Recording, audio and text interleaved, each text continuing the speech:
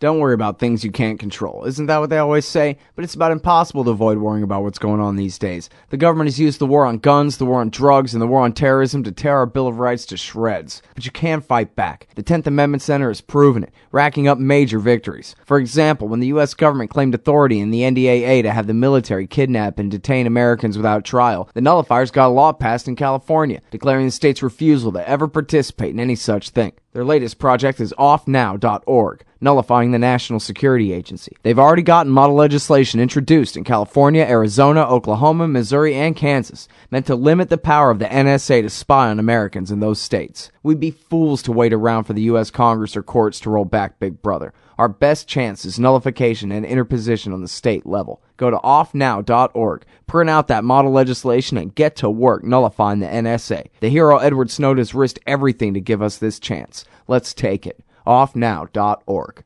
We move on to our next guest. It's the great Ray McGovern. For 27 years, he was a CIA analyst, and now he is the co-founder of Veteran Intelligence Professionals for Sanity. He writes at raymcgovern.com and at consortiumnews.com, and he will give a talk to your church group or whoever it is about why they need to be peaceniks and that kind of thing.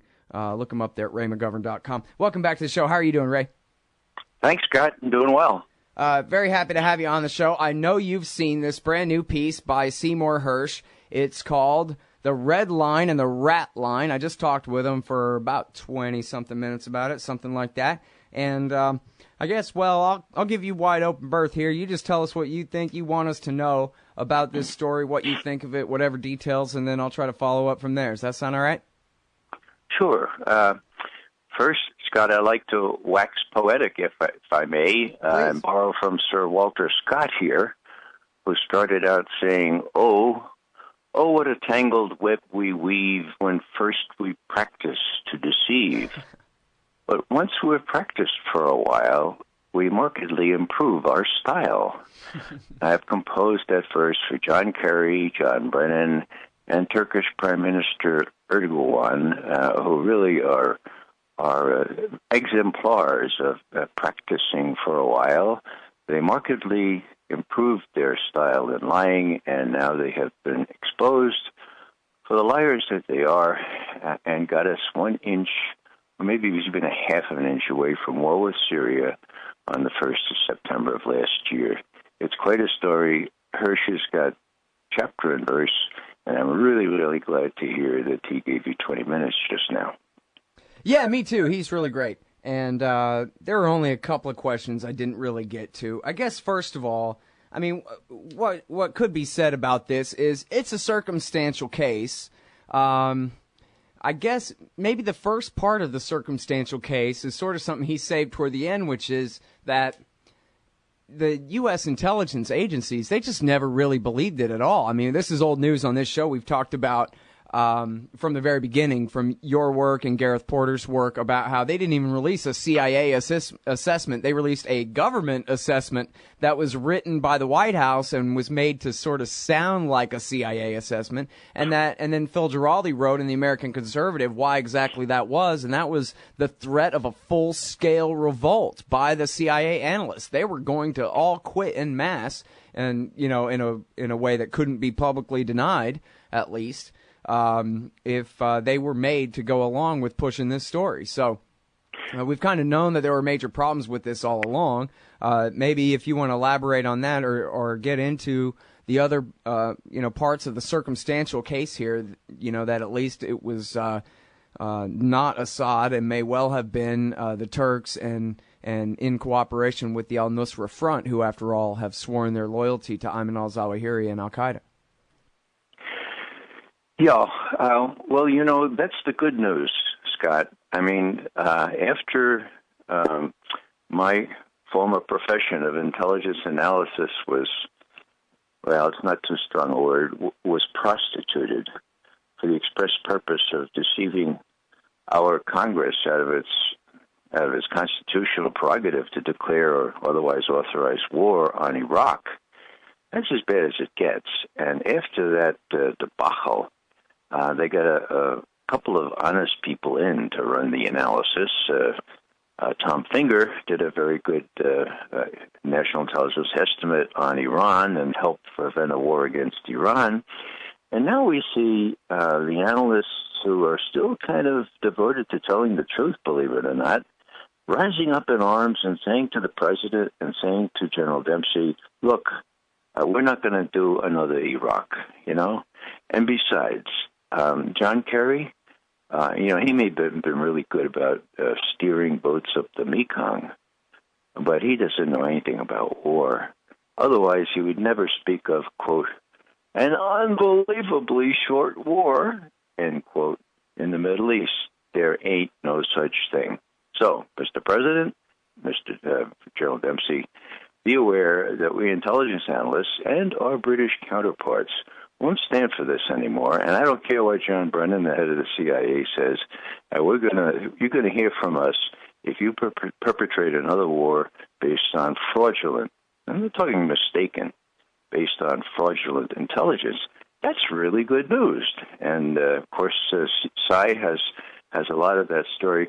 The even better news from the point of view of our movement, which we call Veteran Intelligence Professionals for Sanity, is that several of the insiders had enough trust in us to share with us what was going on. And so even before the president got bailed out by Vladimir Putin, of all people, and when he seemed to be still going for a vote in Congress, which likely is not he would have won despite the growing opposition, we served up a memo to him in which we warned that this is what we're hearing from our insiders, and that there was all kinds of other evidence out there indicating that someone other than the Bashar al-Assad government was doing this, and that in any case we could tell him categorically that the Secretary of State, John Kerry, was, well, how shall I say this, was saying untruthful things when he said 35 times on the 30th of August, we know it was Bashar al-Assad that ordered those chemical attacks. He didn't know. He doesn't know now. And I don't have to kind of take it easy on this evidence. Sy is very judicious, and he'll probably say, yeah, it's still all circumstantial, but it's a slam dunk for me, if only because the only people that had any incentive to start a chemical attack 2 days after the UN inspectors arrived in Damascus, and with the red line that Barack Obama had foolishly drawn, the only people that have incentive to cross that red line and get the U.S. involved militarily were the rebels, who happened to be losing very bad at that point in time. Right. Well, and I mean, the fact that his article could be Ray McGovern's reporting confirmed or something like that is, this is what you already said was going on. And now he's coming in with more information, different information, but backing up what your sources inside the CIA were telling you last fall. Yes, Scott, it's the way it works beautifully, really. Even when we were in the analysis division of CIA, we had current intelligence reporters, which was what I did, glorified journalists. We would have to do this every day, and we did it with all the information we could gather, including very sensitive information. But, we depended largely on the researchers as well. And when you get one of the few investigative journalists left in this country, another prominent one, of course, is Bob Perry, for whom I write at consortiumnews.com. When you get a guy like Sy Hersh, who revealed the CIA secrets of the 50s and 60s, who revealed My Lai, who revealed Abu Ghraib. I mean, when you get a guy doing the homework, sure, it takes him 2 months longer than it took us, but, ours was, we were sticking our necks out. We didn't really know chapter and verse. Now we do, and it's one of those rare situations where we feel, very lucky, but also very convicted that it is still our job to warn the president or to warn anyone else who will listen that he was being mousetrapped, and really, really badly mousetrapped. And this business about a unbelievably short war out of Kerry's mouth was not only impossible, but it was a fraud, because, as Sy points out, there was big stuff ready. There were the B-52s. when the military does anything like this, they do it real big, okay? And we know from the reporting we had even then that the warehouses were being emptied, and it was just going to be sort of a mopping up campaign by the rebels to get rid of Bashar al-Assad after the U.S. had done not an unbelievably short war, but really done to Syria what we did to Iraq in March of 2003. Mm-hmm.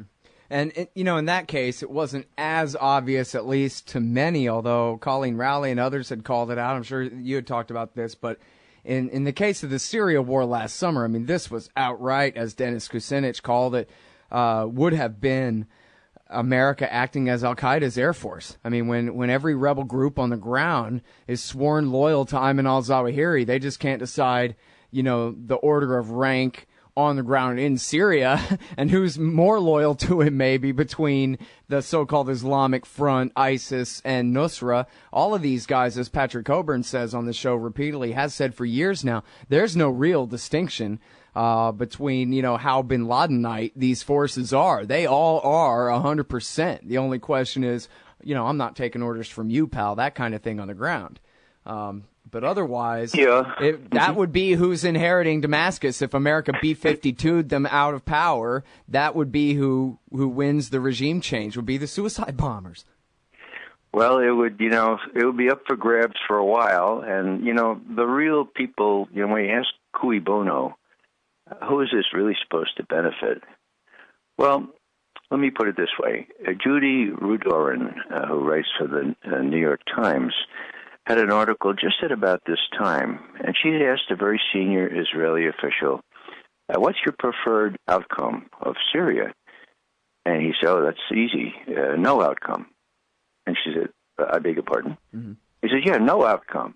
And we got the Sunni and the Shia at each other's throats, not only in Syria, but throughout the whole area. To the degree they're killing off each other, we're relatively safe. So, yeah, no outcome, please. Now, why do I mention that? I mention that because Bashar al-Assad's forces were starting to win. They drove the rebels out of chief rebel territory in July and August of last year. And so, there was a lot of incentive for the neoconservatives in our country, Kerry among them, who really have trouble distinguishing between the strategic needs of Israel, as Israel sees it, and the strategic needs of the United States. They saw a big incentive to get in there with both feet militarily, so Bashar al-Assad wouldn't continue to win, and the thing would go on forever. Now, once the U.S. is in, Scott, as much as the rebels, are unalterably opposed to the United States, well, we can always gin up, special forces squads and all, and can keep this thing going for years. And I think that's what the Israelis and the neoconservatives, including John Kerry, were aiming for, pure and simple. Mm-hmm. And then, so now let's go back to your reporting, the VIPS reporting here. Obama warned on Syrian intel at consortiumnews.com from last September the 6th. Where you talk about plotting going on inside Turkey. Now, one thing that you have in here that Seymour Hersh certainly doesn't write about is Americans, I think you say John Brennan's men in Turkey as part of this conspiracy, or to what degree is part of this conspiracy to arm up al-Nusra with sarin? Well, Scott, you always have to keep in touch with people, no matter how reprobate they are. And that's the CIA operative's job. So the notion that there were CIA operatives with the folks among the rebels, the various rebel groups, and that they were kind of aware that this was going to happen and actually were in some kind of control of the warehouses where all these weapons were stored, doesn't surprise me in the least. They're taking orders from John Brennan.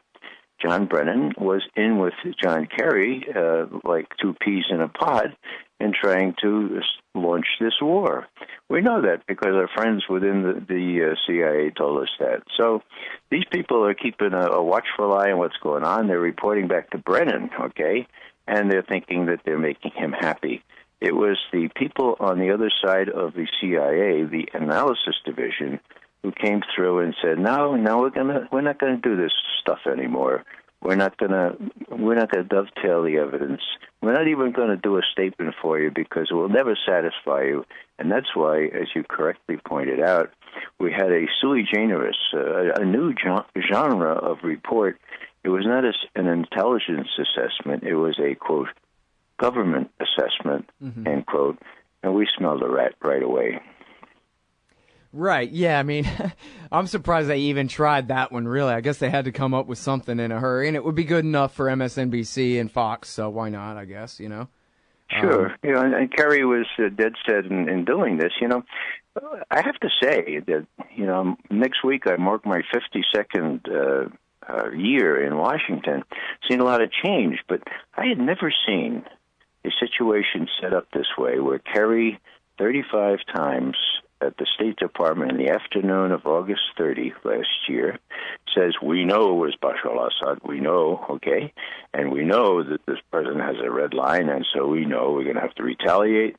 And everyone's talking about these cruise missile ships that we have in the Mediterranean.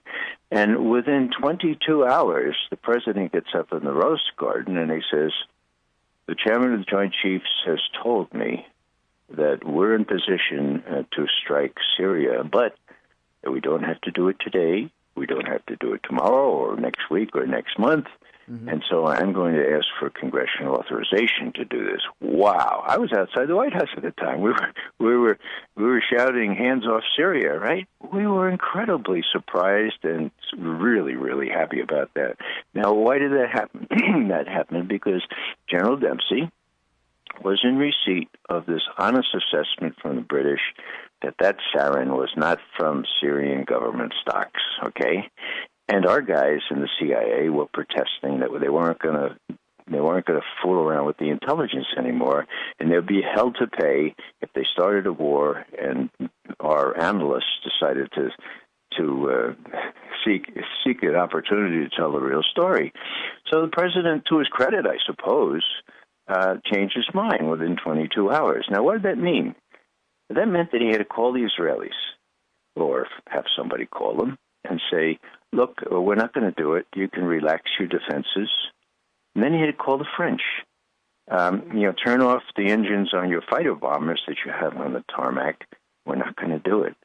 Now, that took a lot of guts and a lot of... Now, who helped him out on that? Did John Kerry? No way.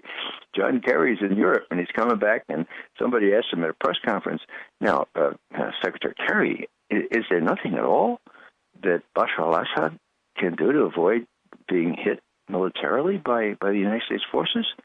And Kerry says, "Well, he could give up all this he can give up all his chemical weapons, but that's not going to happen. He's not going to do that."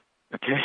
Now, 2 hours later, when Kerry's in a plane going back to Washington, Sergei Lavrov, the Russian foreign minister, gets up and says, "I think the Syrians are willing to destroy all their chemical weapons." And sure enough, the Syrian foreign minister gets up 2 hours later and says, "Yeah, we'll do that." Who bails the president out? Vladimir Putin. And it's clear, and I see that Psy includes this, that Putin and Obama had been talking about all this behind Kerry's back, trying to work this thing out with the chemical weapons. And by the time they made this agreement, they had working groups already working on it. And so it was concluded in record time. Within 3 days, they had this agreement. And then, the rest of the story. No war, the chemicals destroyed, Putin saving the president. Now, as you probably remember, Scott, I come from the Bronx, right? And we used to watch Gene Autry movies all the time, right? And he would get in trouble with what they call the Iroquois Indians, okay? And they used to have real, do terrible things they do to Gene Autry. And this one time, this commentator was saying, here's another film, and these Iroquois Indians, they hate Gene Autry so much. They hate him from another picture. They hate him from the movie last year. Okay, that's how the neocons hate Vladimir Putin. He bailed out our president. They didn't get their war, and that explains in large measure why they wanted to create this distrust, this animus between Moscow and Washington, which we haven't seen a like of for many decades. That's why even if they failed in Ukraine, which they did, the consolation prize is this enmity that they've sown between Putin and everybody else. Putin, no shirt on, bad Putin, bad Putin, no shirt, rides horseback, bad Putin. Well, now, it's ridiculous. Okay, now here's the thing. I just take it for granted, actually, at this point, that could really hamper and will probably really hamper any effort of the Americans to work with the Russians to try to end the violence. Like you said, they don't really want that anyway, and if the pressure was ever on them to do it, this could really help sabotage it. I'd put money on it that the war in Syria, that America and Russia will not see eye to eye on Syria and really resolve the fighting there anytime soon, and partially because of this. But so my real question then is, what about the Iran nuclear deal? I mean, the center, most at least, the majority of the American establishment, they're really behind Obama on this, and they really do want to have a final nuclear deal. And it ain't the Russians making the Iranians do this anyway, right? And so do you think that this will really be a problem with the upcoming nuclear deal? I don't, Scott. I don't see Russian interests diverging very much from American interests on this. And, okay, it might be the first time, but Obama is showing some backbone on this one, I mean, so let's give him a break and say, well, maybe he's got enough backbone to see this thing through. He certainly has pretty adroitly arranged the forces in Washington so that Congress isn't breathing down his neck too much on sabotaging these things. But their potential for sabotage is great, and so is the Israeli potential for sabotage on this. And the first time this all was going to be worked out, at the end of Obama's first year in office, October of 2009, there was an attack on Revolutionary Guard generals in southern Iran, killed 5 of them, okay? By what group? Well, it was a group called Jundallah, who has been sort of set up, financed by the Israelis, by the U.S., sometimes by the PACs. And how did they get that expert intelligence to kill 5 Revolutionary Guard generals in this outpost? Well, I don't know how they got it, but they screwed up the talks. Those talks were supposed to start the next day in Vienna, and the Revolutionary Guards guys went to the supreme leader, to whom they report, and said, hey, you're going to deal with these perfidious Americans when they and their friends, the Israelis, just took out 5 of our generals? And that put the kibosh on that thing for a whole year until it was resurrected by the Brazilians and the Turks, and they had a deal, and that was scuttled by Hillary Clinton. Well, we came to find out later that those Jundallah, at least that time around, if not, back in the Bush years, at least that time around, Jundallah had been hired by Mossad posing as CIA. Or did you ever confirm that story from foreignpolicy.com? Well, I didn't take the trouble to try to confirm that with my friends, but it's entirely plausible. Yeah, that was actually... So all I'm saying here is that there are all kinds of ways to derail this thing. I think Putin is not going to be the guy to derail it.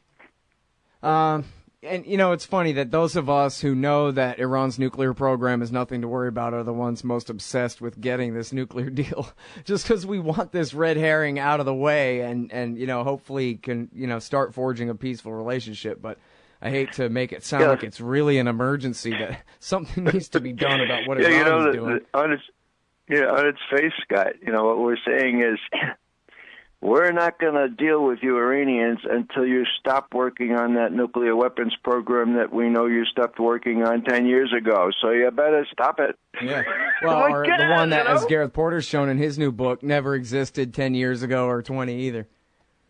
Yeah, that's a great book, The Manufactured Crisis, and it's an incredibly apt title. Yeah. Purely manufactured. It's quite remarkable how, if you read the New York Times and the Washington Post and the Wall Street Journal, you never ever see the notion that the U.S. Intelligence Committee at the end of 2007 said that Iran stopped working on a nuclear weapon at the end of 2003, and if my arithmetic is correct, that's more than 10 years ago. Right. Yeah, that's the worst case scenario, that they haven't worked on it since then. All right. Well, You know what? We're already pretty much out of time. I know you got to go a little bit early here, so I'll go ahead and let you go, but I'll thank you very much for your time on the show today, Ray. You're most welcome, Scott. Good luck. We can talk again. In fact, I'll probably call you in a day or two to catch up on Ukraine, too, because there's a lot going on there still. All right, thanks. There is. Mm-hmm. All right, everybody, that is the great Ray McGovern. He's at raymcgovern.com. You can also find him at consortiumnews.com. And so you heard it, his stamp of approval on what Seymour Hersh has written here in the London Review of Books, The Red Line and the Rat Line, Hersh, on Obama, Erdogan, and the Syrian rebels. Hey, y'all, Scott Horton here for WallStreetWindow.com. Mike Swanson is a successful former hedge fund manager who provides his subscribers with a very real window into his investments, updating them on every move he makes in the markets. Right now, Mike's anticipating a bear and is dumping all the stocks while the getting is good, investing instead in gold and the commodities. Protect your assets and learn the wise ways of the markets. WallStreetWindow.com. And check out Mike Swanson's great contribution to the history of the rise of the American empire and the war state. Available at scotthorton.org/Amazon. Hey, all, Scott Horton here to tell you about this great new project, Listen and Think Audio at listenandthink.com. They've got 2 new audiobooks read by the deepest voice in libertarianism, the great historian Jeff Riggenbach. Our Last Hope, Rediscovering the Lost Path to Liberty by Michael Maharrey of the 10th Amendment Center is available now. And Beyond Democracy, co-authored by Frank Karsten of the Mises Institute Netherlands and journalist Carl Beckman, will be released this month. And they're only just getting started. So check out listenandthink.com. You may be able to get your first audiobook absolutely free. That's Listen and Think Audio at listenandthink.com.